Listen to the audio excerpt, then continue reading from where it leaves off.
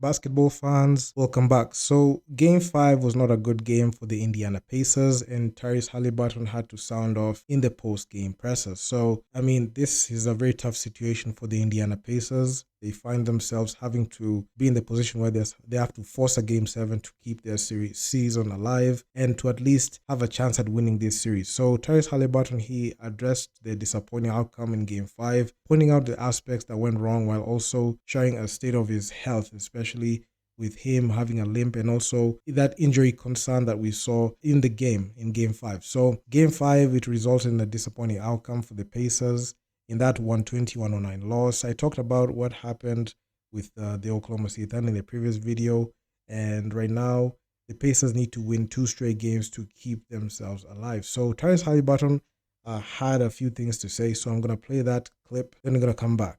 Watch the film, see if we can get better, but 22 turnovers against a team like this is a recipe, for disaster. So, Tyrese understands that the Oklahoma City Thunder are a team that knows how to capitalize on mistakes, and if you're not able to go ahead and limit your mistakes, a team's going to make you pay. So the Pacers are typically known for their ability to execute their schemes, and it has worked for them in the whole Eastern Conference. But under head coach Rick Carlisle, Indiana has become a well-oiled machine with Tyrese Haliburton being at the helm and holding the reins for the team. So Game 5 simply appears to be another addition to Indiana's list of uncharacteristic performance in this regard. The 22 turnovers, this is the most turnovers I've seen from the Pacers, and it's something that is not expected for a team that is great and a team that was the first team to come out of the Eastern Conference and be that top team, upsetting the Cleveland Cavaliers. It's something that is not supposed to happen. So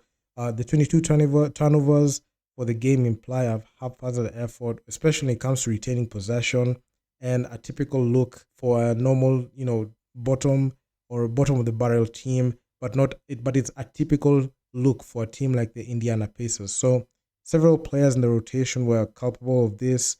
Also, the Eastern Conference Finals MVP Pascal Siakam had 28 points for the game and led Indiana's scoring effort, but he was the primary culprit, racking up 6 turnovers in this game. So this is not a good look, especially for Siakam. Siakam is a very good and reliable player, especially when it comes to the front court, but those 6 turnovers really were costly. You don't expect a guy like Pascal Siakam to turn over the ball like that. So meanwhile, Aaron Nesmith, who was routinely been a solid performer for the team, only had 14 points to go along with his 5 turnovers. So yeah, there was a tough one. Between Pascal Siakam and Aaron Nesmith, 11 turnovers there. So even Haliburton, who had averaged 1.3 turnovers per game this season, among the lowest in the league, had 3 turnovers in this game. So this display may be viewed as a one-off, but given the gravity of the situation, the team will need to be extremely stringent, especially when it comes down to playing the game and executing and making sure to take care of the basketball. So with marginal errors having an impact on losing games, the team will need to overcome this setback to be able to keep their season and this series alive. And also keep themselves in running to win the NBA championship, but it's highly unlikely because, the Oklahoma City Thunder have shown that they're the real deal. So Tyrese Haliburton had a very poor game 5, and this is very important to note, however, and you could see that there was a likely injury that he got and he sustained in the first quarter of the game, and he came out with a limp. So Tyrese Haliburton suffered an apparent calf injury and had to leave the game. Although he returned, it was evident that he wasn't playing at 100, and Rick Carlisle went ahead and addressed this, and I'm going to go ahead and talk about this as well. So following the game, Tyrese Haliburton shared his experience and thoughts on the situation moving forward, and he has some choice things to say. So I'm going to play up that clip, then we're going to come back. it's NBA Finals. It's the finals, man. I've worked my whole life to be here, and I want to be out there to compete. Help my teammates any way I can. I was not great tonight by any means, but it's not really a thought of mine to not play here. If I can walk, then I want to play. So they understand that, and is what it is, and got to be ready to go for Game 6.